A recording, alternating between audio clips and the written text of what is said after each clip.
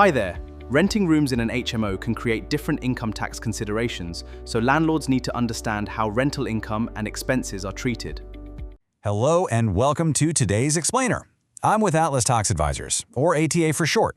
We're a UK accounting firm dedicated to helping businesses and individuals figure out exactly how to stay compliant with HMRC regulations while keeping more of their hard-earned money. Today's advisory session was put together by our expert tax advisors to tackle a really important topic: HMO tax in 2026-27 and how room-by-room letting changes your income tax position in the UK. We know the property tax landscape has completely transformed lately. So while these rules impact a lot of people in property, we've designed today's focus specifically for the UK landlords managing 1 to 3 HMOs. If that's you, you are in exactly the right place. Getting a handle on these mechanics right now is going to save you a ton of stress when the tax year closes. So let's jump right in with a scenario that honestly might sound a bit too familiar. Imagine a UK landlord, right? They're earning a standard £60,000 salary from their day job. They decide to invest in an HMO because, well, the yields are usually fantastic compared to a standard single let. But here's the trap that so many overlook. Because of that £60,000 salary, their rental yields are taxed at 40% right from the very first pound. There's no basic rate band left to soak it up. And thanks to strict HMRC finance cost restrictions, they actually can't deduct their mortgage interest from that profit anymore. This is something many taxpayers first discover to their absolute detriment when reviewing their tax position at the end of the year. They see great cash flow hitting their account every month, but completely miss that the underlying tax rules have essentially hollowed out their actual net profit. Okay, here's how we're going to break this all down today. We'll start by looking at the 2026/27 HMO tax classification. Then dive into the Section 24 mortgage rules and the recent council tax shifts. After that, we'll uncover some hidden opportunities with capital allowances, map out the making tax digital thresholds, and wrap up with a quick summary and your next steps. Right, let's get into Section 1, HMO tax in 2026-27. First things first, we need to dispel a really common myth. Because running an HMO takes so much active management, dealing with multiple tenants, high turnover, referencing, and keeping communal areas clean, a lot of landlords logically assume they're running a trading business. I mean, the sheer volume of work definitely feels like a trade. But HMRC draws a very firm line here. Almost always, room-by-room letting is taxed strictly as property income. Unless you're providing services that go way, way beyond what a normal landlord does, like offering daily meals, changing the linen, or doing hotel-style cleaning of the actual bedrooms, you're running a property business. Just hoovering the shared hallway or cutting the grass doesn't turn your HMO into a trade.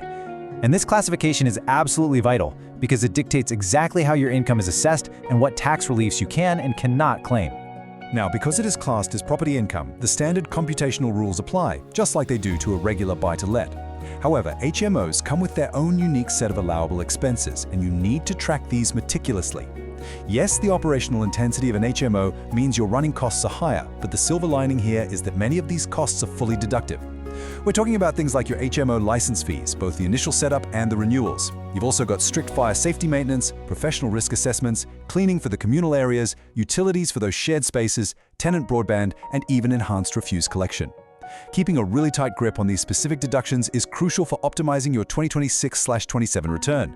If you miss even a few of these, you're just unnecessarily inflating your taxable profit. Moving on to Section 2, the Section 24 mortgage rules. So, Section 24 of the Finance Act 2015 basically completely changed the math for landlords, and honestly, its effects are heavily magnified in the HMO space. It stripped away the ability for individual landlords to just deduct their mortgage interest as an expense from their rental income.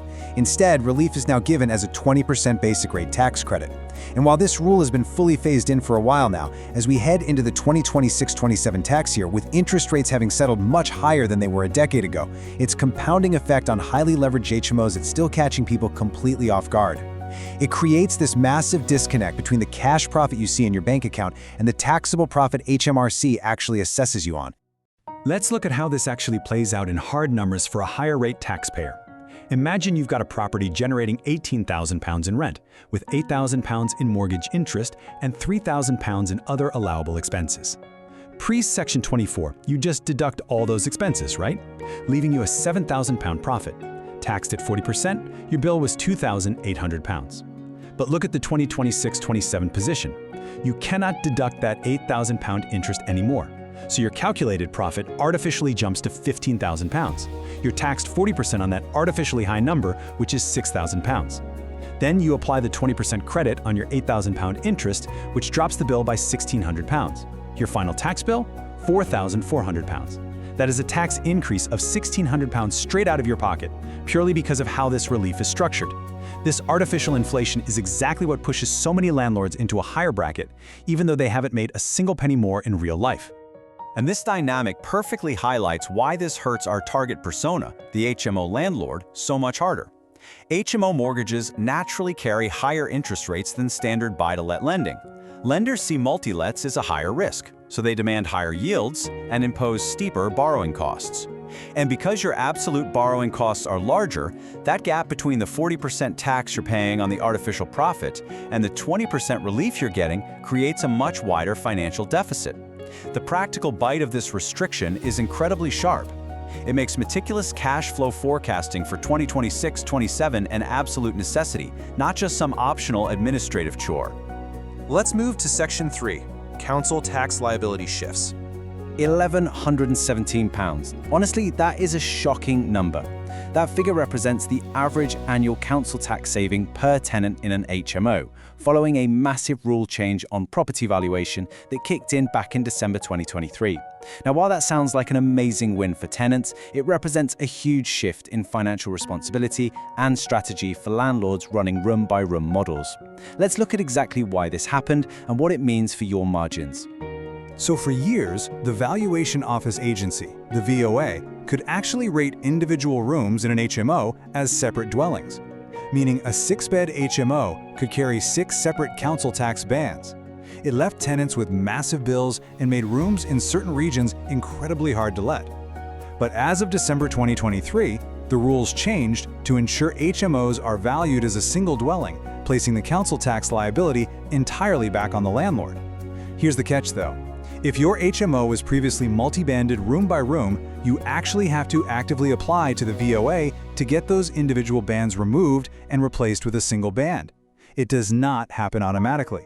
And while you, as the landlord, are now absorbing this single bill, you have got to remember to properly price this operational cost into your room rates for your 2026/27 tenancy agreements. If you fail to adjust your rents to account for this new liability, it is going to severely compress your already tight margins. Section 4, Capital Allowances, Hidden Opportunities. A lot of people overlook this detail, and honestly, even some general practice accountants miss it.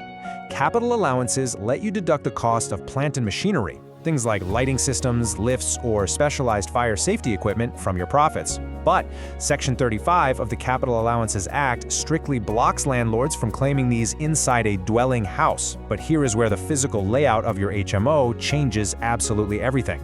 If you have a standard HMO with shared kitchens and bathrooms, HMRC treats that entire property as a single dwelling house, which means zero capital allowances. However, if your HMO is made up of genuinely self-contained rooms, where each room has its own bathroom and cooking facilities, HMRC treats each individual room as its own separate dwelling. This means the common parts, your entrance halls, communal stairwells, shared corridors, fall completely outside the definition of a dwelling.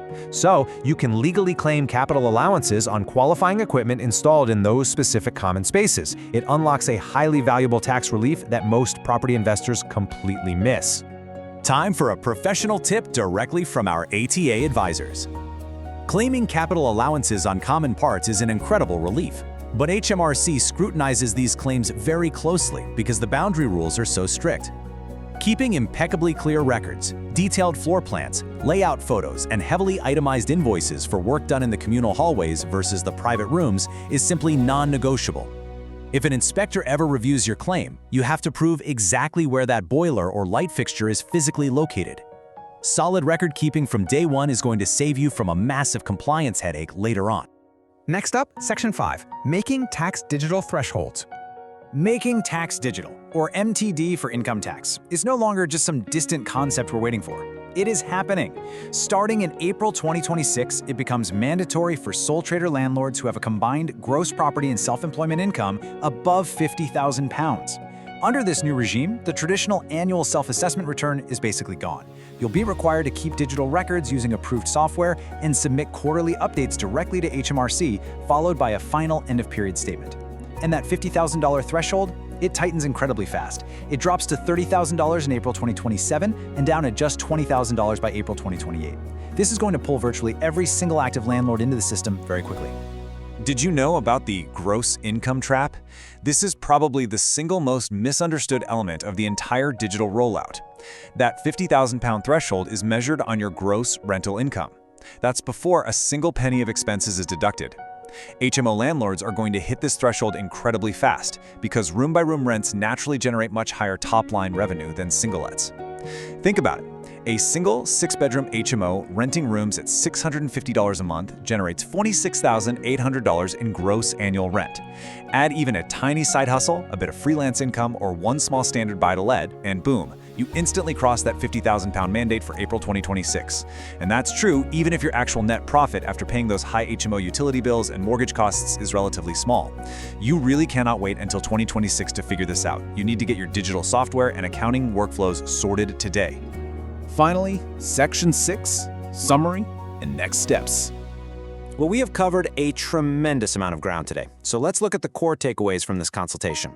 First, remember your HMO is almost certainly taxed as property income, so track those HMO-specific expenses carefully to lower your tax bill. Second, Section 24 hurts leveraged properties, and that 20% basic rate credit means you need to do serious cash flow planning so you aren't caught short.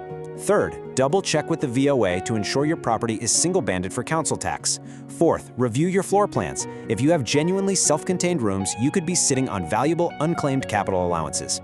And lastly, look at your gross income right now. If you're anywhere near £50,000, you need MTD-compliant software up and running well before April 2026.